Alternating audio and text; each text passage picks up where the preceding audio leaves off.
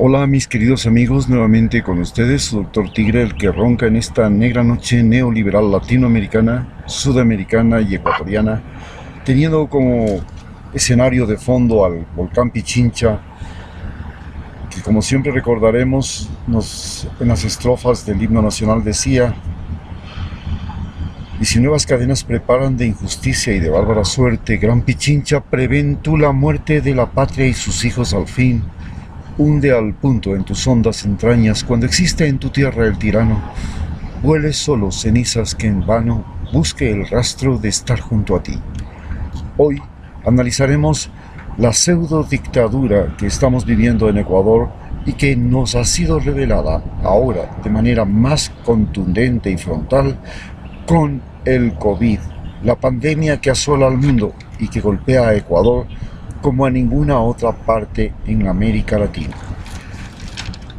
Lenín Moreno, el presidente ecuatoriano, recordemos, es una persona que sufre de discapacidad física y utilizó esta discapacidad física como un recurso para poder ocupar ciertos cargos públicos en el gobierno de Abdalá Bucaram, en el gobierno de Gutiérrez, y luego ser el compañero de fórmula con Rafael Correa para las elecciones del 2006. Desde ese momento comenzó a transitar por los palacios de gobierno, por el Palacio de Carondelet y por las más altas jerarquías en el país, y ha permanecido en estas altas jerarquías, inclusive fuera del país, como relegado ante las Naciones Unidas por los discapacitados, representando y financiado por Rafael Correa. Ha vivido un total de 15 años hasta el momento y va a completar los 16 años. Hablamos desde el 2006 al 2016, ya tenía 10 años en el poder, y desde el 2016 hasta la fecha lleva 4 años más, o va a completarlos. Él ha logrado fabricar una dictadura camuflada, increíble. Pero ¿cómo es posible que una persona con discapacidad, sin aparente inteligencia, sin aparente don de gentes, sin carisma, sin ninguna posibilidad física ni psicológica, haya podido llegar a tener primero tantos años gozando de privilegios dentro de nuestro país, en las más altas cúpulas del Estado, y cómo logró al mismo tiempo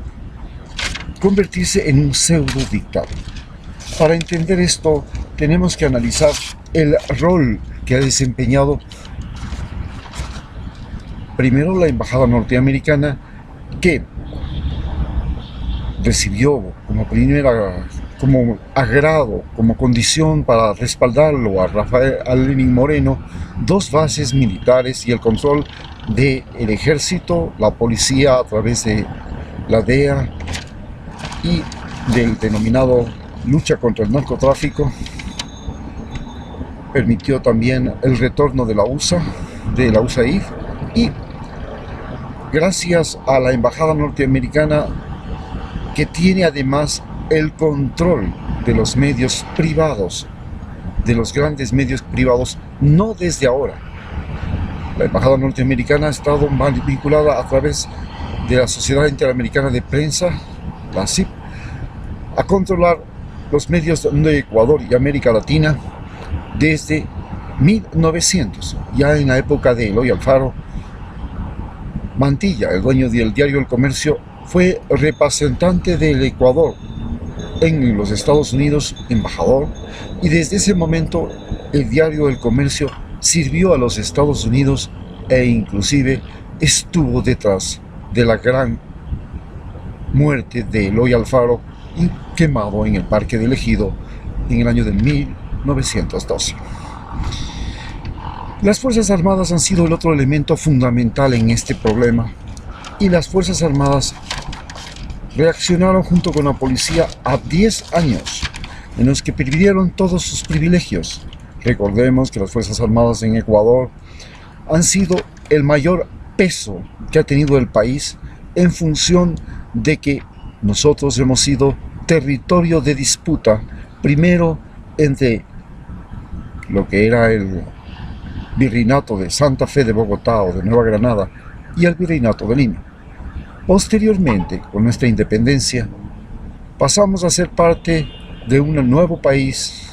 Este país es Ecuador desde 1830 y libramos guerras y conflictos contra nuestro eterno enemigo, Perú,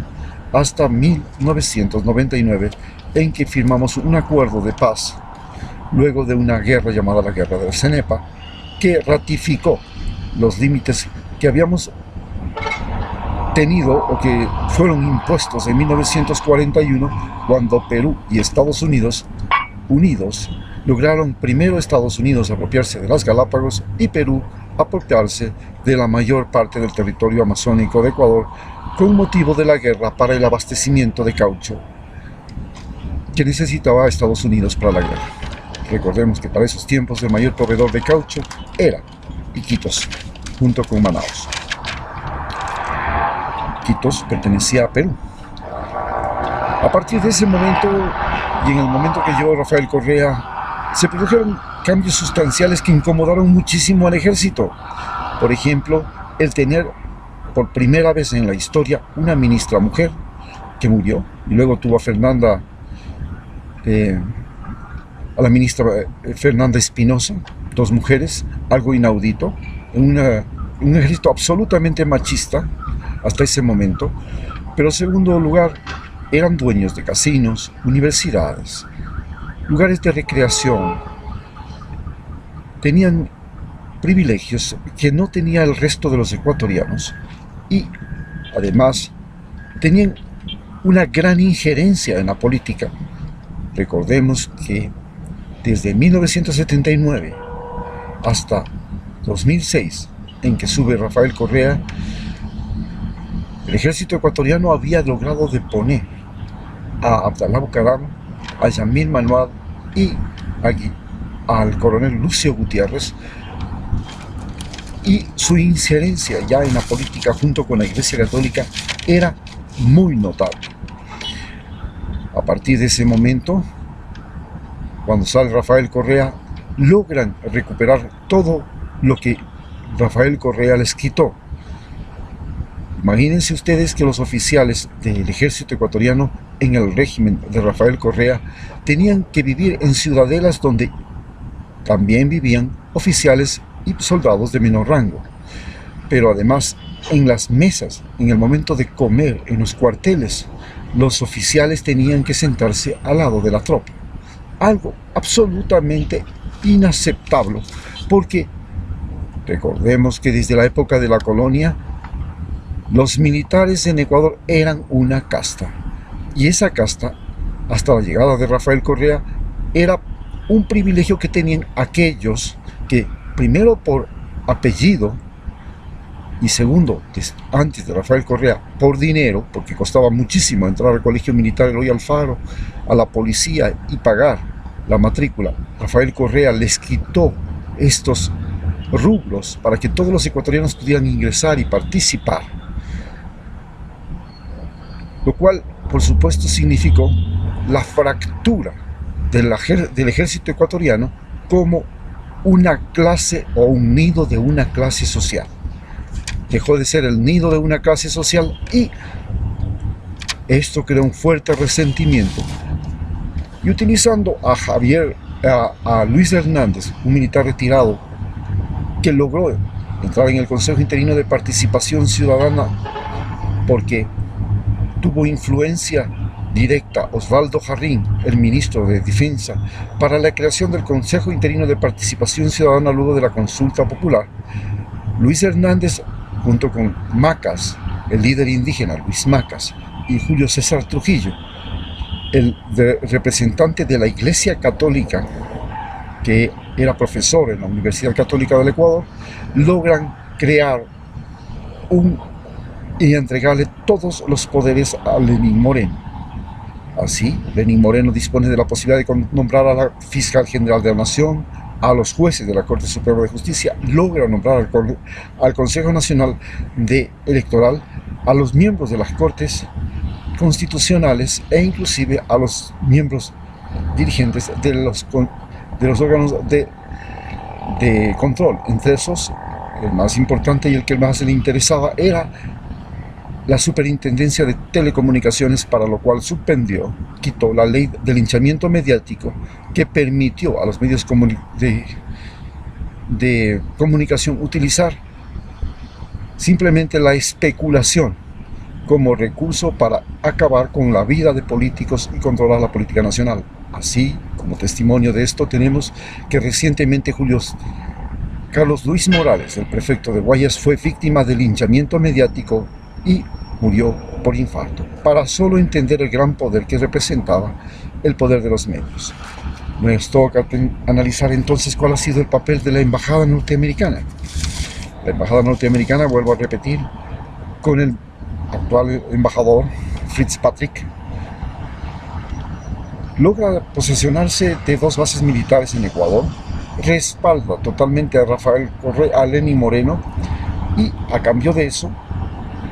recibe precisamente las 2 bases militares, entrega Lenín Moreno a Julian Assange y entrega el control del Ejército Nacional a la embajada norteamericana, que cada 15 días recibe